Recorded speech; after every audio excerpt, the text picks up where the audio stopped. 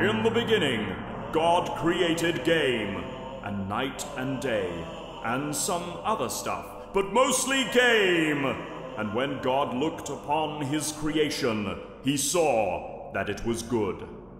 By the seventh day, controller and dice in hand, God rested. And God said, "Let the gamers be blessed with good fortunes of luck, and be inspired by the challenge of enigmas, and be free from the shackles of lag. For that is how it has been decreed, and always shall be. Amen."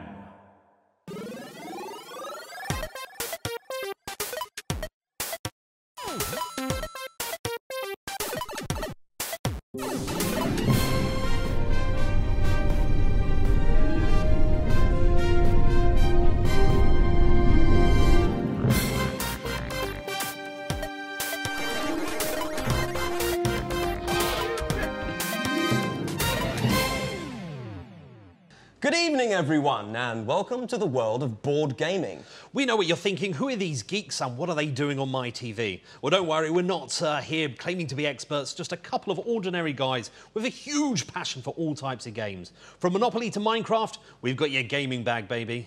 We have a few new-ish ideas of our own, though, like the fact we cover all forms of gaming, not just the pixel variety, and of course, there's the boardometer.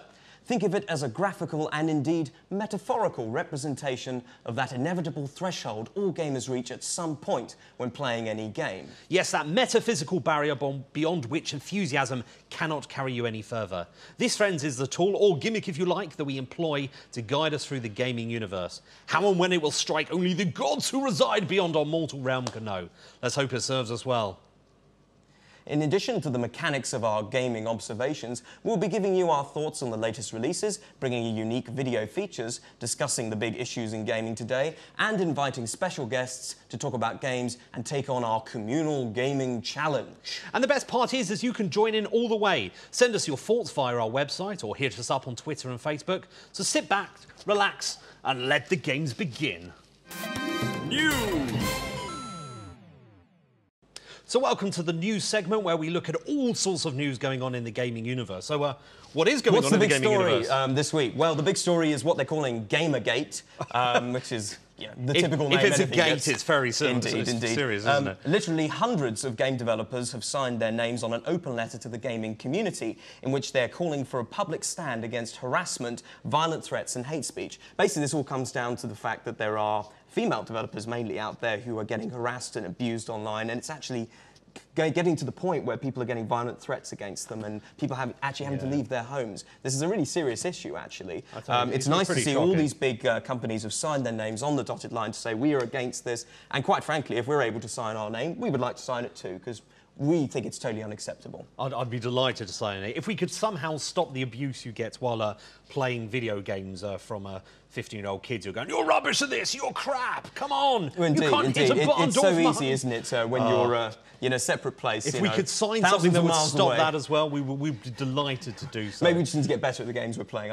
I tell you where you don't get so much abuse. You don't get so much abuse in board games. Obviously, what are you talking about? Surely they just say it to your face. Then, exactly. Well, at least you're getting it to your face, and you can see the person, and if needs you can be, punch them. Swing for them. Yeah, exactly. So, so in the board game universe at the moment, there's lots of exciting things going on. But looking at a couple, we have Gale Force 9 have got a couple of big releases coming out. First of all, there's a Firefly game. They've got their third expansion. Yes, you said you love that game, yeah. Oh, I love that game. It's got the Blue Sun expansion, which we're very excited about reviewing. And their other big release is the Sons of Anarchy game, which seems very exciting if it's anything as thematic as the Firefly game. It's called Sons of Anarchy, Men of Mayhem, and seems to have all the great bits from the series that everyone loves.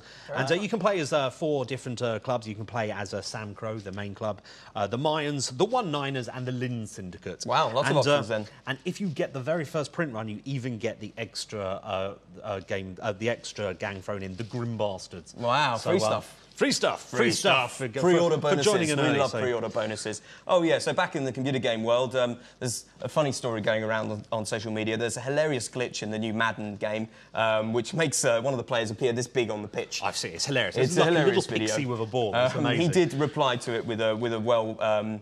meaning tweet saying, no matter how small you are, have big dreams and live big. Also, Destiny developer Bungie has told players they may have to turn to the internet for walkthrough guides on how to tackle raiding in the new game. So basically they're saying, this is really hard. Ask someone who's played it for 1,000 hours. Out this week, Dead Rising 3 on PC. Warframe was a PS4 exclusive, is now on the Xbox One.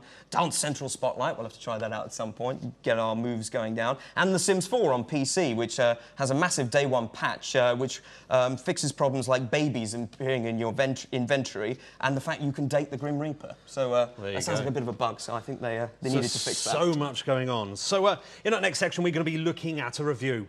What are we going to be looking at? Well, the game we're going to be looking at really needs no introduction, Greg. How do you survive? If there is one phrase that sums up The Last of Us, this is it. Not just in the literal sense, but, just as importantly, in spirit. Thrust into a nightmare no one saw coming, and no one can do anything about. This game is not just about survival, but a potent allegory for human morality. When all systems of society are swept away, what remains? Where do we go from here? What is left to fight for? A vicious infection goes viral, and in the blink of an eye, the world is decimated by its effects. Ordinary people are made an infected horde, plaguing entire cities. Hardly an original idea, but seldom has it been so expertly executed as it is here. You play the part of Joel, a hardened soul and proven survivor, who smuggles goods in and out of the city, now barricaded against the outside by a harsh military force, ruling all by brutal martial law. By chance, Joel is plunged into a daring and deadly quest to deliver Ellie, an ordinary girl who has never seen the outside world, but also happens to be the last probable hope for mankind. Everything you were hoping for?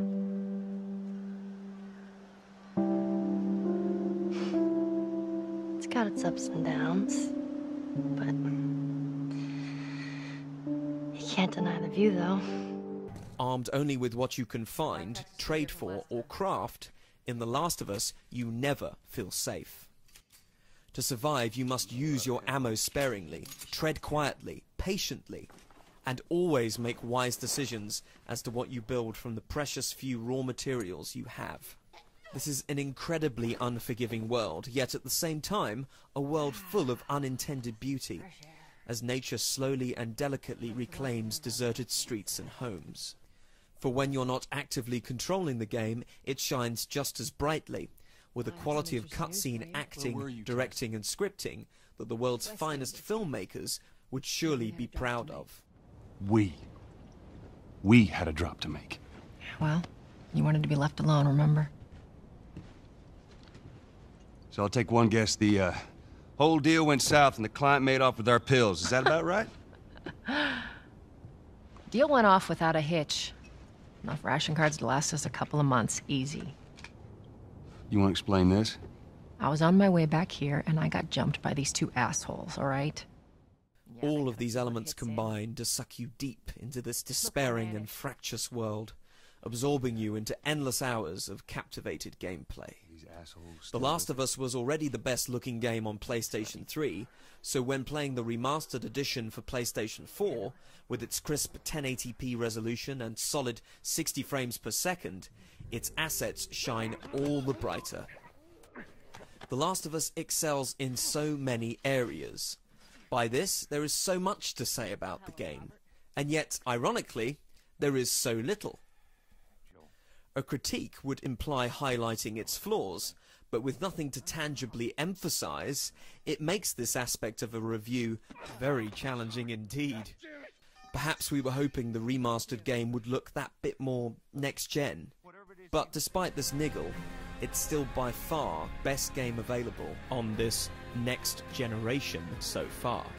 A struggle to find fault is a very welcome struggle indeed.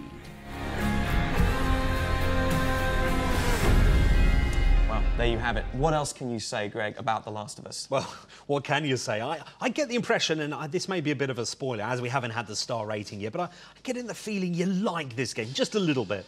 What can I say? I think you're right. I do like this game a lot. But you know, there may still be a surprise here. Should we see what the star rating says? Well, we have to see what our star rating says, I'm afraid. So let's see what let's happens. have a look then.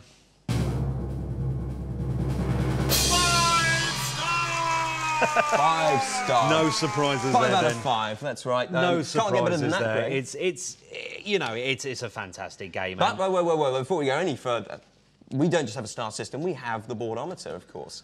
That's our big mechanic, isn't it? It is indeed. The point where we see just how much longevity. How boring is this play. game? Is it in the green? Is it really fun to keep on playing, or is it in the red? Like, no, I hate this game. It's boring me to tears. Throw it out the window. I got a feeling it's not going to be a bright red one. But let's have a look anyway. Let's see what the boardometer says for us.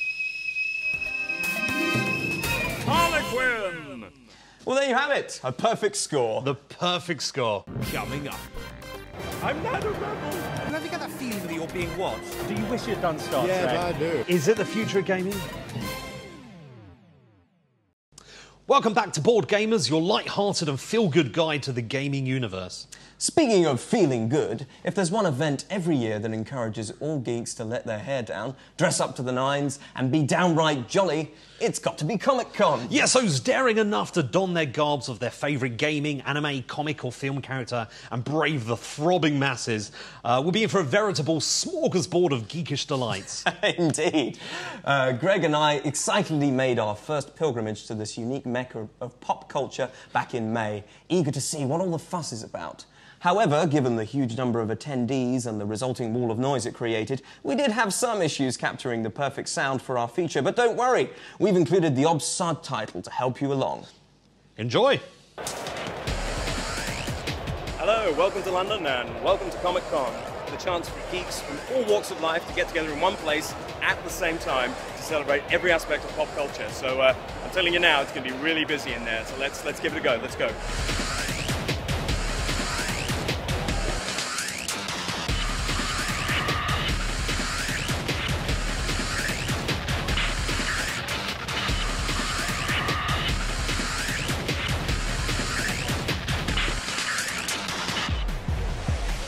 Okay, well, I'm here today with what can only be described as a British institution.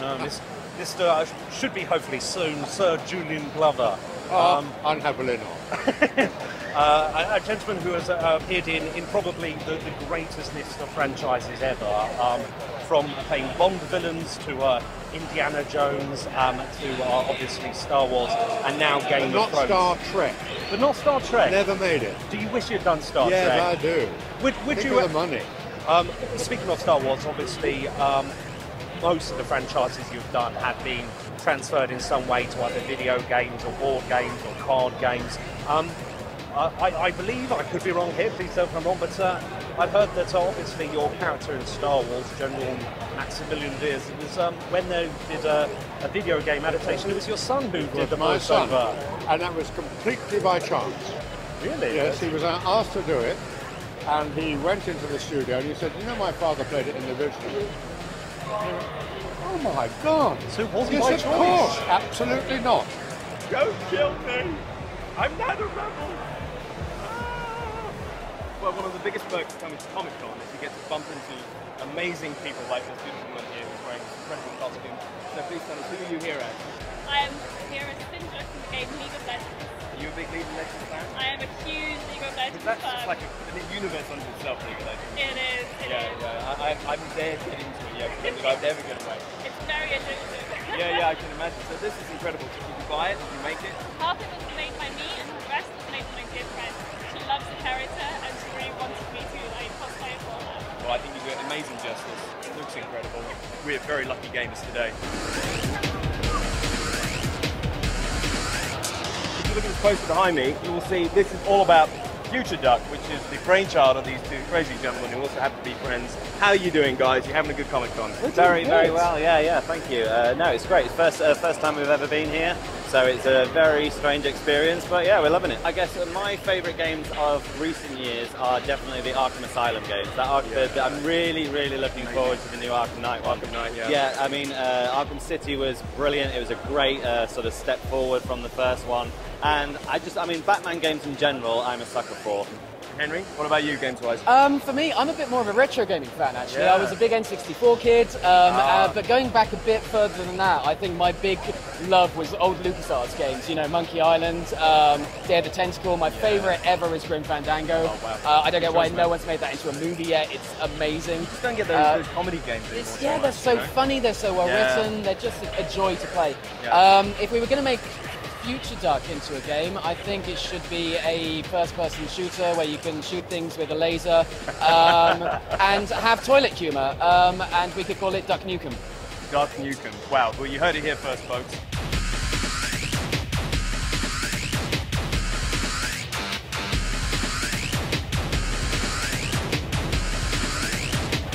Okay, I'm here chatting with Ben from Visual Voice, and we are standing in front of what is known as the M4 Voltus, which is a pretty cool name. It's an anime-inspired bike. This is absolutely amazing. And there's a real twist with this. It's not just a stand with a really cool bike. There's an amazing piece of technology that's being used back there that I've never got to use before. Got to use it for the first time just a few minutes ago. It's absolutely incredible. And never tried the Oculus Rift before. It was just a fantastic sense of immersion, just looking all around you. And because you've got the headphones on, it just makes you feel like you're just there and you're just having a cool time. You just completely tune out. I guess you're a bit of a gamer yourself. Yeah. You think that's the future of gaming, or you think it's more of a gimmick? You think it's going to completely replace the experiences we have at the moment? Yeah, because I'd be much happier buying a HD Oculus, like even up to like 400 quid, that completely fills your field of view, tracks your head movement, and you're immersed with surround sound earphones, than a 40-inch television. You know, that costs you a lot. So do you need the television? That's the point.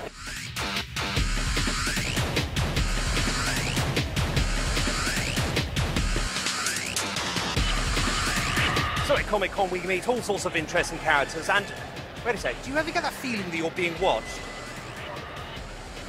No, it's just my imagination. Clearly that's not happening. It's just all the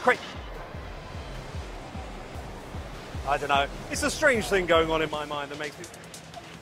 Ah! I'm here with TV star extraordinaire Ian McNeice, a stalwart of British television for many years, from the likes of Hornblower and Sharp and such films as Ace Ventura 2 and things like that.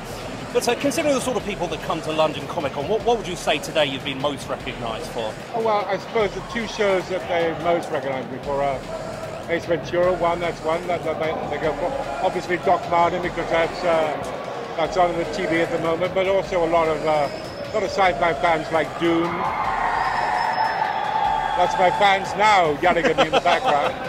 Well, as a board game show, as a show about video games and board games, you might be aware that the Doctor Who has been turned into various different things. You can play simple little games on the BBC website to board games. I had to give my permission recently that they came in and asked for some board game. They came in and asked if my character or my likeness could be included in one of these games. And of course the first thing I said, how much? And they said nothing at all. And then I said, fine, we'll give it to them, you know what I mean? So, but no. Oh, the other incredible thing is my doll. I have an action figure of Winston Churchill, which is in my likeness, which I gave my children for Christmas. They go, Dad, you're an action figure now. Come on, it's incredible. So no, it really is the gift that keeps on going.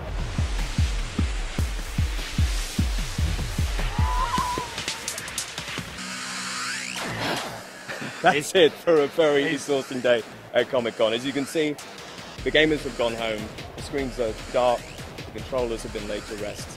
It is something I thought I would never see, is an almost empty exhibition hall. Yeah. It has been a tiring but a fun... sweet relief, I think we feel now, because we can breathe, we can move. Having said that, it's been a great fun day. Well, all we can say is that the board gamers in MCM London Comic Con 2014 signing out and back to us in the studio. And collapsing. So that was the craziness that was Comic-Con. Oh, God. Well, you know what? It was sublime, and at the same time, it was just manic, because there were so many people there. Where do we even begin? I mean, for a start, I have to say, I think it was definitely sponsored by boobage. It seemed, it was cosplay you and have said boobs. that on television now. I have said on understand. television. It was cosplay and boobs. that's the overall lasting. Well, that may be what you saw, but you know what I saw? I saw a fantastic diversity of games, anime, film, manga, just huge.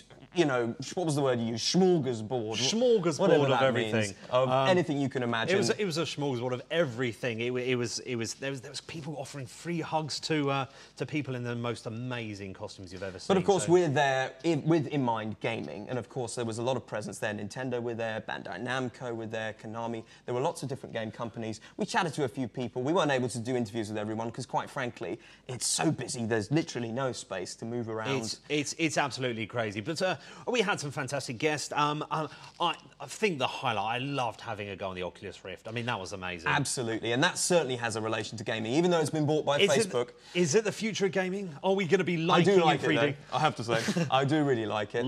Yes, absolutely. Yeah. And you know what? Just doing that brief little demo, we were sitting on a motorbike and we were looking around, a sort of very basic 3D demo of Tokyo. But the immersion with the headphones on was just another world. I've never been in that level of immersion in a game. It's that one step closer to like the holodeck, isn't it? You know. I certainly can't wait for it. And that's in Project Morpheus. That's Sony's version. They're coming along with it. Samsung have just launched a new one as well. Apparently. Are they going to do it? That's it, and they've got some new games. We're all going to have one. There's going to be millions of them. So. We won't need these funny little boxes detached to us any longer. We will be in the game. It will be like the Matrix, except we'll be able to program it exactly. Wow! Can you imagine watching the board game programmable in 3D? Boobage, you'll be able to programmable boobage. I want to see the comic on boobage in 3D. That would be amazing. Comic-Con sponsored by boobage and free hugs and just a lot of fun, really. You know what? I'd love to go back again. We've been asked to go back again, but you know, if we could go back again, I feel like we need to plan it a little better, and we should probably dress up ourselves. You know. What would you dress up as? Oh God! You know, there are so many different characters I could dress up. I'd love to be like Master Chief or something. Have the whole armor, you know, the visor and everything. Also, no one would know who I was, which makes life a bit easier. I think I'd have to pipe myself green and go as the Hulk, but we'll see. Maybe next time. Maybe next time, exactly. Still to come. It's not just degrees of nerdy, but it's what floats your boat. Exactly. Go, run! Oh, you got stuck. Hey, you're back with the Board Gamers, and in a shocking juxtaposition to its title, this section is the most serious part of our show. That's right, we've temporarily donned our big boy pants in an effort to tackle the big issues in gaming today. It's a discussion, or debate if you will, inviting the viewer to send us your thoughts and join us en masse. With that in mind, there could only be one title. Mass debate! So, despite the admittedly very, very childish play on words as such... I don't know what you mean, Greg. We're quite innocent. If any viewer takes a sort of a different connotation from our two words here, then send us your comments. Don't send us your comments. This is, bizarrely, is the most serious part of the show. In this, we're going to be looking at different topics each week. And in this particular week, we've asked the quite generic question, the large question, which is the big issue of all for all gamers, which is, how do you find perceptions of you as a gamer are? How do you find people treat you? Is it wholly positive or slightly negative? It is a big question in gaming, isn't it? You know, how are you seen?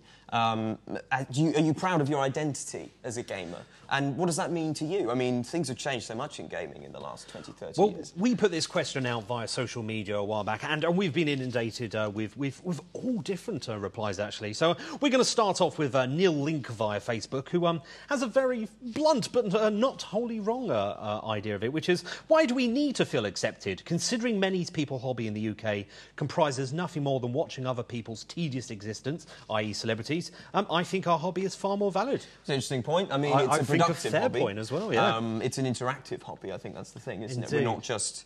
You're not just watching TV, you're not watching a TV programme, video magazine, whatever it is. What's great about the medium of games, whether it's a computer game or a board game, is you're interacting with it. Exactly. It's a skill as well as a hobby. And a community-type hobby. Yeah. There has been some negative feedback. We had Keith Hell via Facebook said, I feel ashamed of putting that I'm a gamer on a CV or application. I don't know why. I think it's the perception non-gamers have, like we're losers or unsociable. Well, that's one of the common things, isn't it? People often feel that way. way. It's a shame that he'd have to say that he doesn't want to put that. But, you know, we've often talked about this, and we think that perception is changing a lot, in fact. I think it is. We did get to it as the comments go on. Yes. We do find there's some changes. A couple more negative ones we have had. I still have mates who take the piss out of the whole thing. They might even be comic book or computer game geeks themselves, but they find wargaming and role-playing too nerdy. It's as if there's degrees of nerdiness. There are degrees, and it's not just degrees of nerdy, but it's what floats your boat as a gamer. Exactly. You might be a Candy Crush player, or you might be a World of Warcraft player. They're opposite ends of the spectrum, but you're both gamers. And yet you're being judged by people. That was from Stephen Silwood via Facebook. Dominic Charles also says, I have not experienced any stereotyping based on being a gamer. I proudly stated on my CV. However, his wife does get more of a problem as a gamer, and as a girl, she includes a slightly sexist attitude from male gamers. Well, this relates to what we were talking about in the news at the beginning of the show. There is that negativity, particularly towards girls in gaming, which I don't understand at all. You'd think the guys would want the girls playing games, you know. You think of the so-called perfect girlfriend for a gamer, you'd think would be a gaming girl, and yet they get abused. I really don't understand that at all. The thing is we're going to be covering this in more detail in a future segment, in the sense that we're going to have a whole debate on girls in gaming, and we've got some great guests for that. So we shall look at that. Again, more things. Dan Page via Twitter says, I feel negativity is a trend that's going away. It only usually happens when 10 or more of us fill up a room with gear for a game's night. It's like the March of the Geeks, I guess. That's maybe the way they think about it. I remember as a kid getting together with my friends, and that was back in the day before tablets, and we all had our big desktop PCs, and we'd bring them round to someone's house, and we'd set them all up in a big LAN party. And if you went in there, it was just a sea of computers and all of us sitting around. We had a wonderful time, but if anyone wasn't into that sort of thing, they might think, wow, this has taken over my world. So I can appreciate that feeling. You'll be glad to know it's not all negative, though. We've got some great positive feedback. Sander Yoshimoto via Facebook says, I think that PC console gaming has become more normal and overall accepted due to the fact that the majority of people play them. Miniature tabletop gaming, on the other hand, is still only being played by smaller groups. I think he thinks there's slightly more of a negativity based on that, but hopefully it's being more accepted. Fashion, isn't it? What's socially acceptable? A lot of people... Angry Birds is pretty pervasive. Like, everyone would admit to perhaps playing that game, and would be happy to tell their friends. A different type of game, maybe one of these more sort of considered to be geeky games, they might want to, you know, keep on the hush-hush, which is a shame. We've also got Randolph Stearman via Facebook, who says, on a serious note, I find everyone I know is quite accepting. People at work are usually amused yet curious and have to be told that it's, yeah, like that Warhammer game, but really not that game. Well, this is it. I mean, it's that perception it's the only game that exists. To summarise, there's a lot of different perceptions about games, and the good thing that we both believe is it's getting better. Next week, though, we're going to talk about our other question, which, what is your favourite game and why? So send us your thoughts on that. And we're back, and we're having a look at our quick look section, which is looking at a game which Greg and I played quite a lot over the last few days. Actually, we're really enjoying it. It's called Trine 2. It is, and I feel I've done all right, considering I never once played Trine 1. No, you didn't, but you know what? You don't have to have played Trine 1. Trine 1 was really good. Trine 2, I think, is just not obligatory, is it? Absolutely, and it's a game you can actually play local co-op on, which is partly why we're demonstrating it. It comes with a big dragon. Look at that. Yeah, you are. Oh, lovely. I'm this sort of. There are 3 character types. I'm the shoot the dragon in the face. the big fat knight in the. I'm playing the girl because she's absolutely awesome. The thief, yes. The sort of Assassin's Creed-esque like. Yes, she is. She is rather like that. And there's a rather effeminate wizard in the game as well. He creates boxes and very effeminate wizard and all that sort of thing. So you can swap out between players. You can we shall call him them. Gandalf the Pink. I think. Indeed, yes. But here we go. We're doing stuff. Coming across the chasm. It's a very beautiful game. It's a side scroller, but you've got this wonderful sense of depth going back. And in fact, if you have a 3D TV, you can enable the 3D mode to play the game in 3D. It gives it even greater depth, of course, and looks fantastic. It's a physics-based game, basically. There's lots of puzzles to solve, but also you've got to take out the dastardly creatures as you come across them. There we go. I'm just become the wizard there. Just created a nice box to create a barrier so we won't be decimated by this purpley stuff. Make us another box so you can jump off. Oh, no, okay, right. We can do it that way, are we? Yeah. Let's go! Jump! Whoa! Right, no patience at all. No, we ain't got time for that. Ain't nobody got time for that. We got time for that. Okay. We're going to move on. What are we going to do now? Oh, yes. I'm going to crush you with this car. Let's get away from I don't like you. That's charming, isn't it? Oh, hang on, we've got to push this button. I don't know why this card's here. It doesn't actually push the button, so let's just get it out of the way. Don't push it on the other side. Otherwise it won't move. Okay, right. We've got these buttons here. We've got to open a door at the other end, so let's put that there. Let's jump through there. Awesome. Do you know what? I don't think we even need Be careful. I don't think we even need the car. I'll show you why. Look what I'm going to do. Ready? Ready for this? Go, go, go, go! Go! Run! Run! Oh, you got stuck. Come on, far again, far again. You can do this. Come on. I don't know, always waiting for a girl, I don't know. Doing her hair, doing her makeup. Right, come on. That's just harsh. We're going to get complaints. We're going to get complaints. We will get complaints. It's all in good fun. Spidery things! Let's throw my hammer of doom. Bang! Yeah, we got that. Right, okay, we've got to take out the vents here. It's beautifully done, isn't it? It's beautiful art design. Stunning rendered. Beautiful colours. Oh, there's some more scary things. The game's divided into chapters. You're basically on an adventure. A sort of mysterious Trine, which is a sort of a glowing orb, compels these three heroes on an adventure to solve a great quest. So that's what we're doing at the moment. Oh, I'm going to take out these guys. Ah! Come on, keep up. Sorry. Just about get up there. As you can see, lots of jumping platform puzzles and all kinds of things to take out.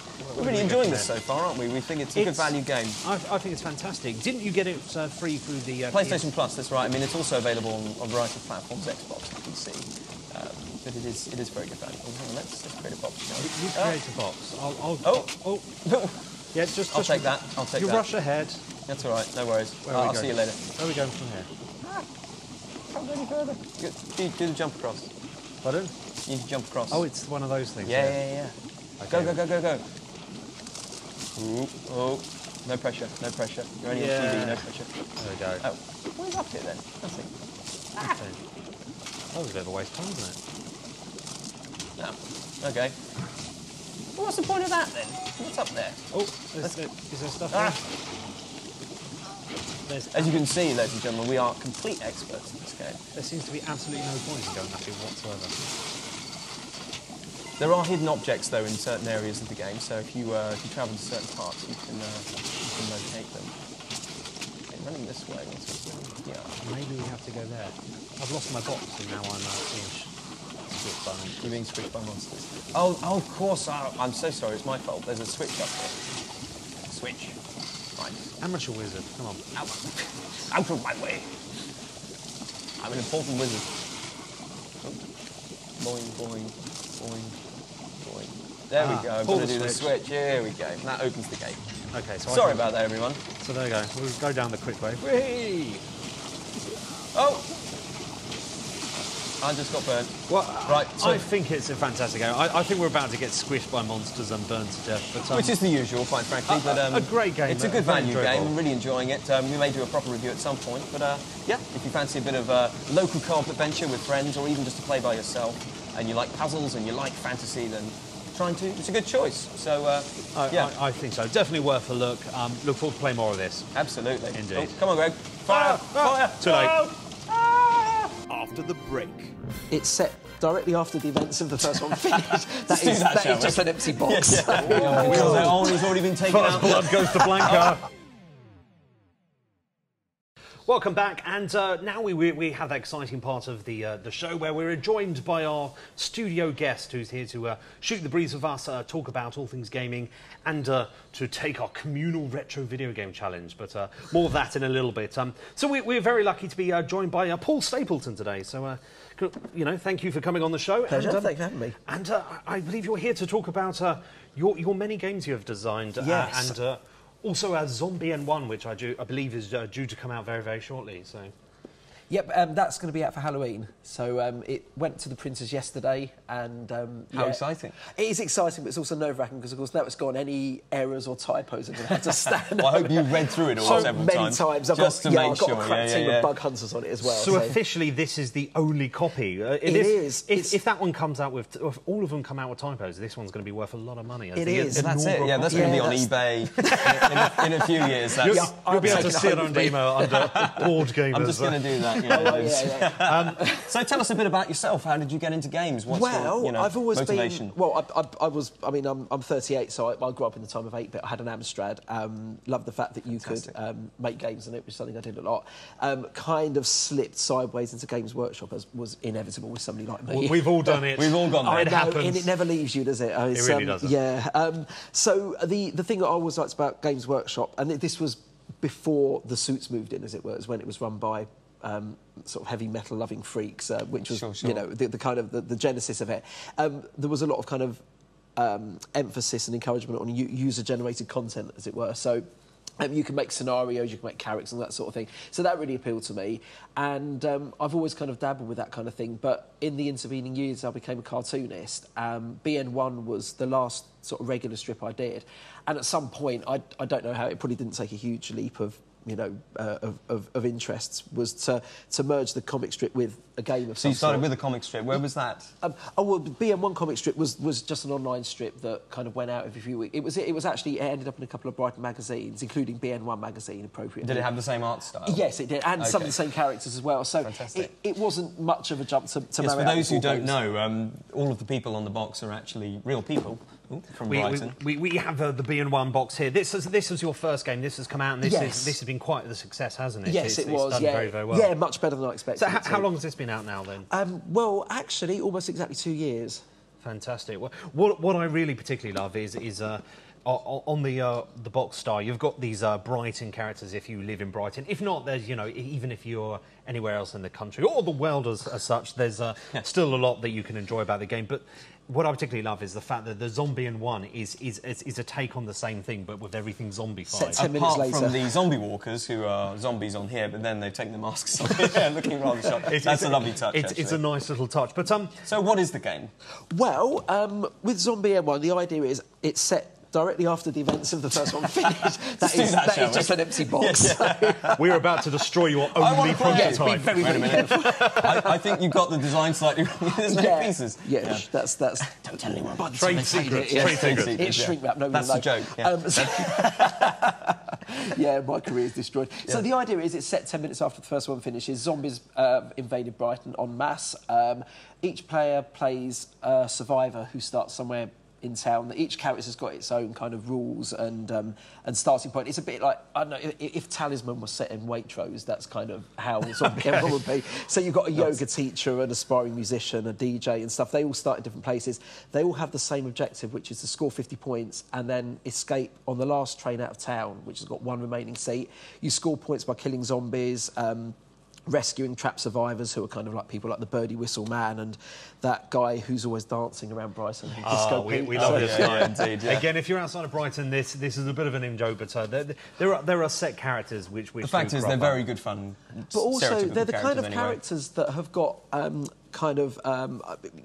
identical equivalents in other towns. I mean, with BN1, people are saying, "Oh yeah, I know somebody like that in Bristol or wherever." So Yards. Have you had much interest beyond Brighton? Yes, no, it has actually. I think because, especially with zombies, it's kind of a niche within a niche. With the idea of it being set 7 minutes after BN1 finishes, is this a very clever marketing ploy to basically say you have to have BN1? It's kind of like you have to play this game first, and then it segues brilliantly into Zombie-N-1. Yeah, I know the money to be made from. If you haven't got BN1, is this just an expansion? Do you need both? No, it's a complete standalone game. You don't need anything. However, and you don't have to have played BN1 first. No, you don't. But I would recommend the tournament rules where you play both games back to back, for which you need both games. Indeed. I didn't know. Clever marketing going on there. I learned a few things from Games Workshop's methods. So they'd work very well in a gaming session where you could play and the winner could go first. Well, the idea is that whoever wins the first game is the zombie player in the second one, because that's the thing, you see, as well as survivors, you've got a zombie player who's trying to overrun Brighton and finish off the survivors. So that's it's a competitive game, so it's not a cooperative game all versus a zombie, or is it all versus a zombie? The scope for cooperation, in the playtesting I discovered that the general thing would be that the survivor players would realise that if they didn't cooperate to a degree, they wouldn't last very long. However, as soon as one player either starts winning or gets a decent weapon, everyone will turn on them. And that's something that kind of got emulated by chance, that that thread of zombie fiction where the biggest threat comes from the other survivors rather than the zombies. Well, it's interesting. You know, I'm a person. I'm a fan of cooperative games, and you sometimes have cooperative games with the traitor elements and that. I like the idea of playing against a zombie. You know, or play as a zombie, but it's a very dodgy one seat left on the train. There's only so far you can cooperate. Yeah, exactly. It's that battle royale thing. You know, you can help each other out along the way, but ultimately only one of you is going to survive. So, what's the future going to be then? When is the game out again? Let's summarise. Oh well, at the moment, the game's in pre-order, which has gone nicely so far. The game will be out for Halloween. There's going to be a launch night at Dormo's. The date will be confirmed once the printing date's confirmed. And so yeah, we've got some things lined up for that. Well, that's brilliant. We're going to be looking to review it in a future section. Excellent. And thank you ever so much for coming. Thank you. Studio Guest Communal Retro Video Game Challenge! Well, we're not letting Paul go yet, because he's got to take on, and in fact, Greg, he will be the very first person. The very first, indeed, to take on our communal retro video game challenge. Now, what is our challenge, Greg? Well, we thought we had to find something that encompasses everything that we loved about sort of childhood gaming, and there's one game stuck out. Everyone's at least dabbled with and enjoys. I must have spent most of my childhood on this, and certainly all my teenage years. It infuriating hours trying to master those dragon punches, Greg. It really was. So it is, of course, a Street Fighter 2. So, Paul, you get to be have the honour of being the first person to play this. Well, now, the rule is we have a preset difficulty that we've decided between us. Yep. And every person who comes on is going to have that same difficulty. But, Paul, you can choose any character you want. Any character. You can have one match. And however well you do, it doesn't matter if you win or you lose, we're just going to note down your score. Rightio. You'll be glad to know. On the bright side, whatever happens, you are going to be the top of the leaderboard for at least 1 week. Probably just a week, admittedly. Or whatever. Okay. So Greg and I are going to provide a sort of esports commentary while you go. I'm going to go for Zangief. Let's see how it works out. Going to go for Zangief? Yes, I am. Well, that's an interesting choice, Greg. I haven't seen Not going for Ryu and Ken straight away. No, we that's like this. the usual choice, I have to say. And it looks like it's playing Blanca. Blanca, wow. Okay, this could be an interesting battle. You've got the power and the might of Zangief versus another very powerful character in Blanca. So here we go. So here we go. What's going to happen? Here we go. Paul getting used to the jumping controls. Oh, he's already been taken out. First blood goes to Blanca. And second blood. It's not going to take long to beat my score. He's hard, isn't he? He's grabbing at the groin of Paul. Oh, he's got to hit it. That's a very Whatever happens, you're not going to be perfected. There is that. No, that's true. Very good. Ah, there you go. He doesn't seem to like the That's really effective. Blanca is not coping with that well at all. Oh, but he's done his spinny move. That's very effective. Oh, nice. Powerbomb and bang. The first round goes to Paul. Oh, he comes back from behind there. Fantastic. We like that. Adding up that score already, there's a first round score of 12,400. That is not bad at all, Paul. Keep this going, keep this going. Come on, let's start off with a win here. And first blood once again goes to Blanca. Yeah, but that happened last time. I'm not scared yet. We're seeing a similar We've got to give him a comfortable lead for drama. We've got the leaps of doom, and then we've got another power bomb here. Blanca is not prepared for that move at all. He clearly does not like coping with Zangief. And he's taking it down again, and this is really going well. Paul's going with if it's not broke, don't fix it. I'm going to use the one move. Take it down. He's going to do it in 2 rounds only. Yes, fantastic. I'm going to have to buy this game. I forgot how good it is. And there he was, being all modest, saying, "Oh, I'm not sure I'm very good at this." I've always been rubbish at fighting games. Well, that's quite impressive. So, what a first score. Wow, that first score going on the leaderboard for us today, 32,900. Are you fantastic? I am. I'm going to ring my mum. Have you been practicing? Have you been practicing? I promise I haven't. No, I haven't. I mean, you do have an arcade machine at home, to be fair. It's only got 3 buttons on it. That's 3 buttons. We have only got 6 buttons here. Yeah, no, extremely impressive. You know, to do it in 2 rounds, for instance, there was none of that. Yeah, I reckon that's going to take some beating. That's a very good score. I'm very impressed. Well, as we said, for whatever happens, you are going to be guaranteed to be at the top of the leaderboard for at least a week. Possibly hopefully longer for your sake. I hope so, yeah. But, you know, that was good. It was dramatic. There was a little bit of to and fro there. Blanca started to pace you to begin with, and you pulled it back. So, well... That's about all we've got time for this. It's pretty much what we can put it. So thank you ever so much for coming to our show. Thank you for having me. Congratulations on the absolutely highest and lowest thrashing score. Blanca there, the highest and lowest. We're going to be back next week and every single Friday. At 9 o'clock on Latest TV, so until we see you then. So please get in contact via social media, and we look forward to seeing you next week. Thanks for coming. Game on! Cheers. Thank you very much. Nice one.